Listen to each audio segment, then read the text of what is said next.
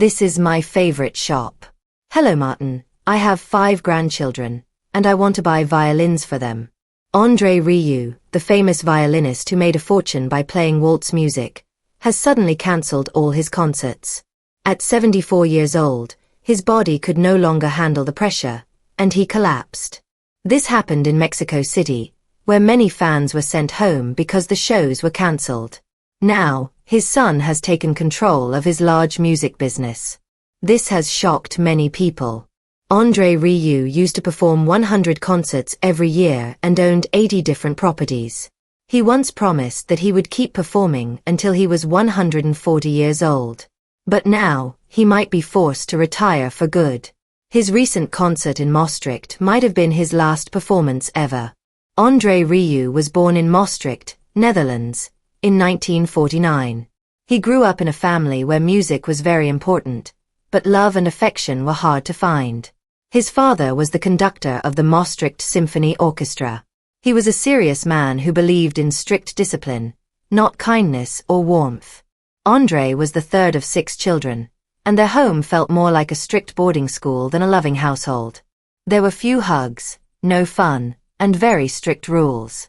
Their parents, who were devout Roman Catholics, did not allow friends over or encourage laughter. André once said, "My parents didn't love me very much." He truly believed it, and that feeling stayed with him all his life. From a young age, André had a lot of energy, which clashed with his parents' cold and serious way of raising children. His mother focused only on school grades and violin practice. When teachers said André was an artist, his mother felt insulted instead of proud. This made André feel like he didn't matter unless he was perfect. Later in life, he went through years of therapy to understand why his childhood felt so empty. But maybe that emptiness pushed him to do something extraordinary, to change how people experience classical music. When André was just 5 years old, something unexpected happened. He fell in love, not with the violin, but with his violin teacher. She was 18, blonde, and beautiful. André couldn't focus during lessons because he was so distracted by her. But this young crush gave him the motivation to pick up the violin every day. He didn't care much about the rules of music or perfect technique. He just wanted to copy the way she played.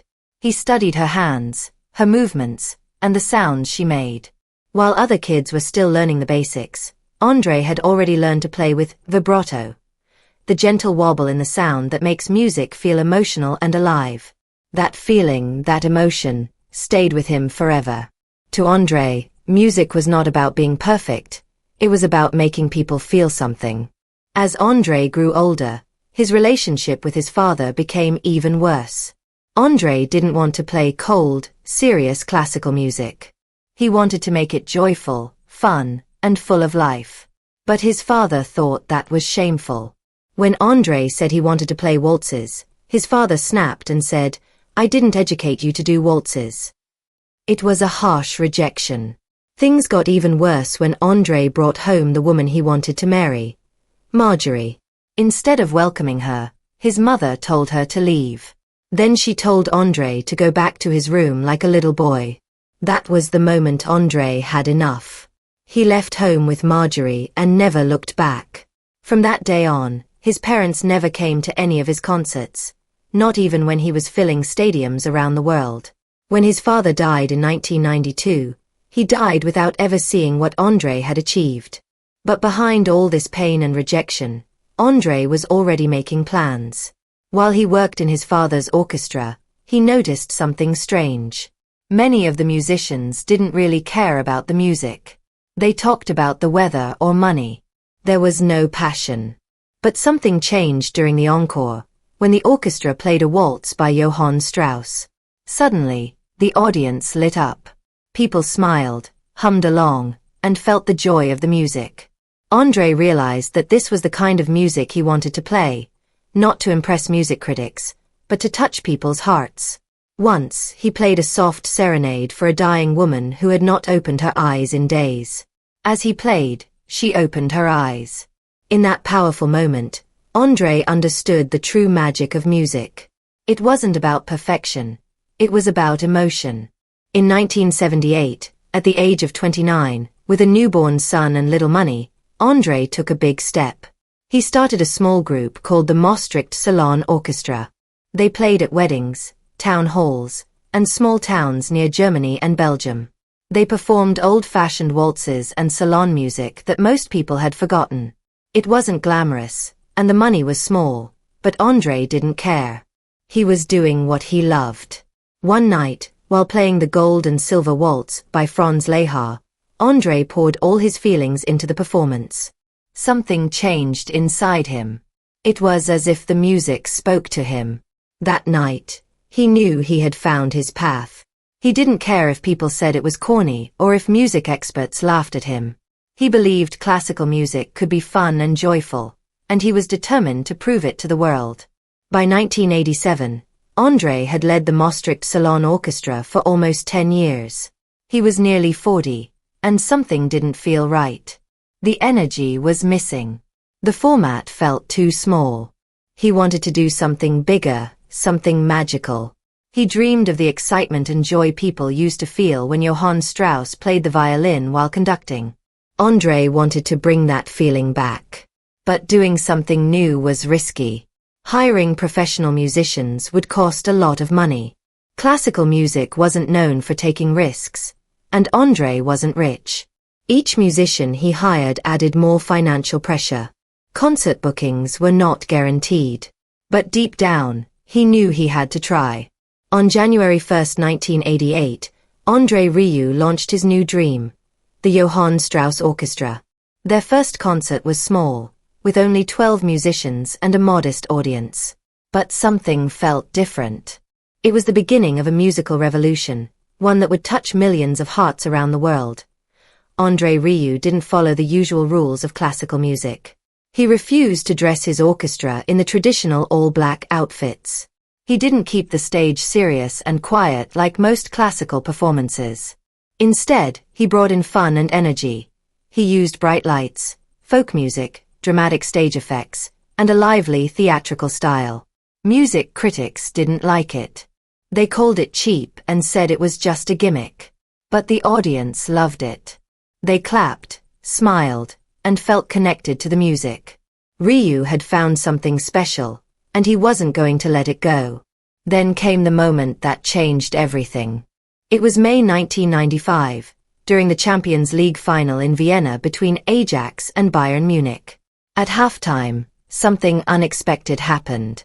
Rieu and his orchestra walked onto the football field and began performing Shostakovich's Waltz No. 2.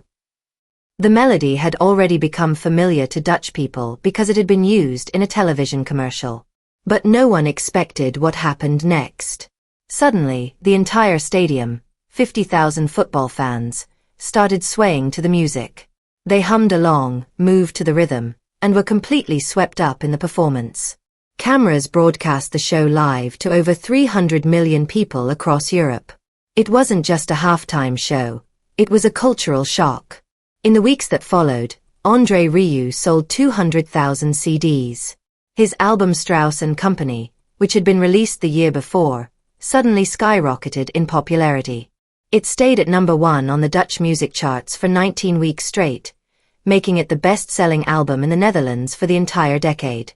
People who had never cared about classical music before were now buying his albums, attending his concerts, and falling in love with waltz music. That football match is still remembered as the moment when André Rieu became more than a violinist. He became a cultural force. But not everyone was happy. Many people in the classical music world were angry. They accused Rieu of ruining tradition. They said he was turning serious music into a circus. Some even called him a fraud. One famous conductor cruelly called his performances musical pornography. Critics hated everything: his colorful costumes, the jokes he told on stage, the simplified versions of famous pieces, and his massive, dramatic sets. Things became even more controversial in 2008 when Rieu went all out. He built a full-size replica of Vienna's Schönbrunn Palace, complete with fountains, ice rinks, chandeliers, and horse-drawn carriages. He used it as a stage backdrop. It cost €34 million to build. Classical music purists were shocked. They thought it was ridiculous. But Rieu didn't back down. He believed that music should be for everyone, not just people who sat quietly in expensive concert halls. He wanted children, parents, teachers, cleaners, everyone, to enjoy the same music that had been hidden behind stiff traditions for centuries. And the truth was clear. People loved him. They filled his concerts, danced in the aisles, and bought millions of albums. His 1994 album Strauss & Company had already been a success, but after that football performance in 1995, it became a sensation. In the Netherlands alone, it sold 750,000 copies in just a few months. In Germany, it broke into the top 5 of the music charts, something unheard of for classical music. Worldwide, it sold over 3 million copies. Rieu's album even outsold major pop stars like Celine Dion and Bon Jovi in some European countries. Because of him, even big record stores started giving more space to classical music. This sudden interest in the genre became known as the Rieu effect. According to Universal Music, Rieu's albums made more money than any other classical artist. He wasn't just making music. He was changing the music industry. All of this success came from one bold choice back in 1987, when he decided to name his orchestra after Johann Strauss. People thought it was arrogant. But over time, he proved them wrong. He didn't replace Strauss, he brought him back. In the 1980s, Strauss's waltzes were hardly being played. But by 2010, performances of Strauss's music had increased by 16 times, mostly because of André Rieu. His orchestra, which had started with only 12 musicians, had grown to more than 60, bigger than Strauss's original group. In 1999, on the 100th anniversary of Strauss's death, Rieu released a tribute album and spoke about how much he admired him. The Austrian government even gave Rieu one of the country's highest national honors for keeping its musical traditions alive. André Rieu didn't just play classical music. He turned it into a global event. In 2008, he shocked the world again by building the massive replica of Schönbrunn Palace and taking it on tour. It wasn't just a painted set. It was a real structure with working fountains, ice rinks, chandeliers, and horse-drawn carriages brought from Vienna. It was even bigger than anything the Rolling Stones had used on their tours. The setup was massive. Every time the stage was built in a new city, it took 100 workers and 6 full days to put everything together. But it was worth it. Audiences filled stadiums across Europe and Australia to see the show. In Melbourne, 38,605 people came to see him perform at the Telstra Dome, breaking the record for the biggest classical concert ever held in Australia. Over 3 nights in that city, nearly 90,000 people attended. Back in Europe, he was selling out arenas just as fast. In Australia, his DVDs were so popular that at one point, he held 8 out of the top 10 spots on the DVD charts. Only Pink and AC/DC managed to get in. This wasn't just a lucky moment. Rieu's concerts were so successful that he made it into the global top 10 list of highest-grossing music tours, right next to names like Madonna and The Police. Not bad for someone known as the King of the Waltz. And if that wasn't impressive enough, his albums and DVDs earned him over 500 platinum awards, more than any classical artist in history. That was the moment everything changed. They said his success was unlike anything they'd ever seen in the music world.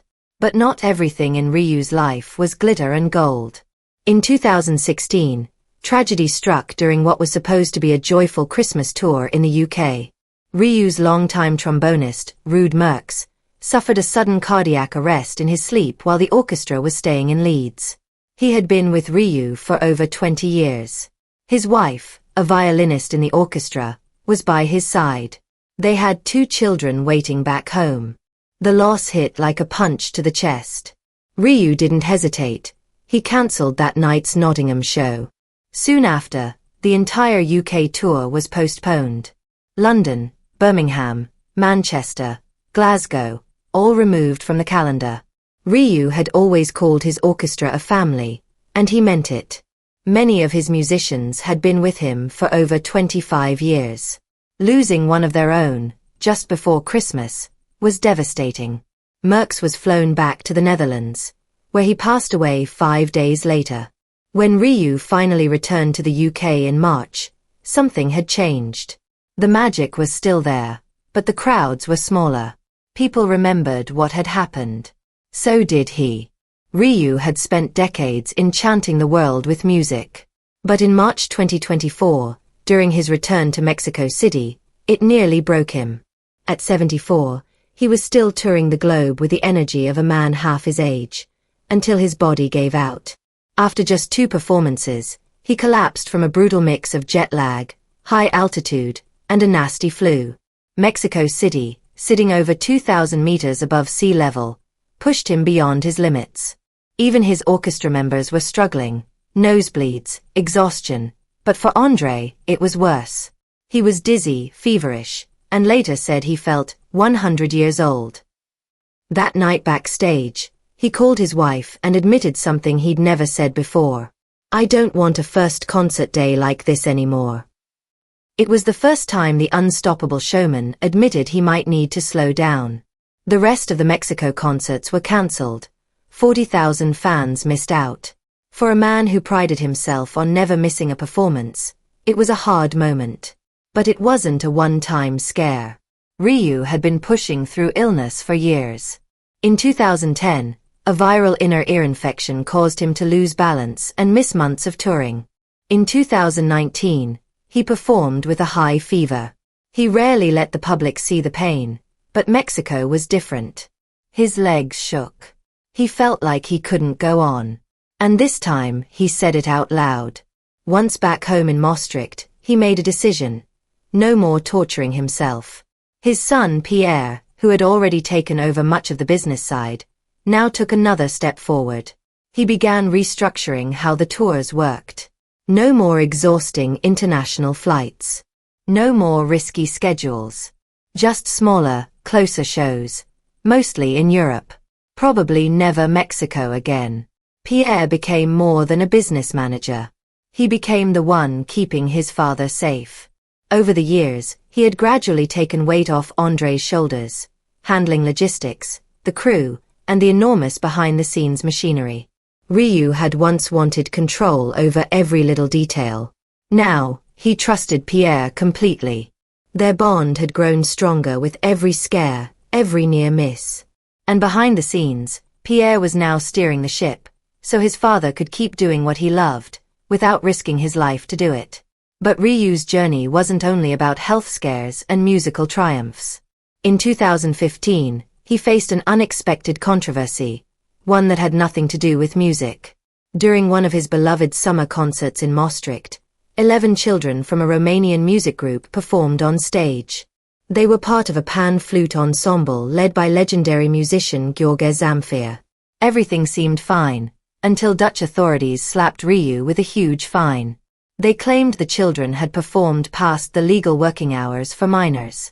The fine, €236,000. One of the largest cultural fines in Dutch history. Rieu's team pushed back. They argued the children hadn't actually performed after 11 p.m. They had only come on stage during the curtain call to wave goodbye. And technically, the kids were under Zamfir's direction, not Rieu's. After 2 years of legal battles, the court agreed. He wasn't their employer, and the fine was thrown out. Still, the case raised eyebrows. And for some critics, it left a mark. Despite these shadows, Rieu never lost his connection with people.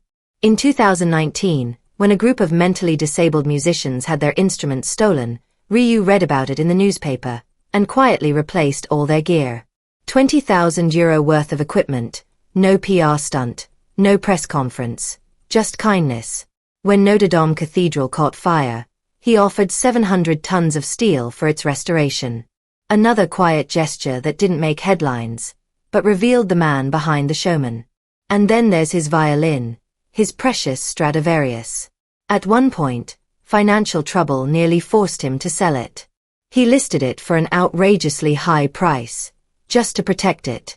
When things improved, he took it off the market. He now plays a rare 1732 model, and he sends it twice a year to Vienna for maintenance. A master craftsman disassembles it, revarnishes it, and ensures it stays perfect. It travels the world like a sacred object, guarded at all times. André Rieu might be the smiling face of the world's most joyful orchestra, but behind the curtain is a quiet empire held together by family and a few surprising secrets. It all starts with his wife, Marjorie. Most fans know her simply as André's lifelong partner, but she's much more than that. For decades, she has been writing songs for the orchestra, quietly, without credit. Her music is in the performances, in the melodies, in the heart of the show, but she's never stepped into the spotlight. While André became the star, Marjorie stayed behind the scenes, shaping the sound, guiding the vision, and urging him to innovate when the old ways of classical music no longer inspired him. She was also the one who pushed for one of the boldest decisions they ever made, buying a castle. They were on vacation when their accountant called. A piece of the 15th century Mergel castle was up for sale. Marjorie didn't hesitate. "Sell more records," she said. Just like that, the Rieu family bought it. It wasn't just a home, it became the headquarters of their entire operation. André turned the cold, stone halls into a bright, warm fantasy land. He personally designed the rooms, blending Austrian and Bavarian styles to create something magical, a place as full of charm as his concerts.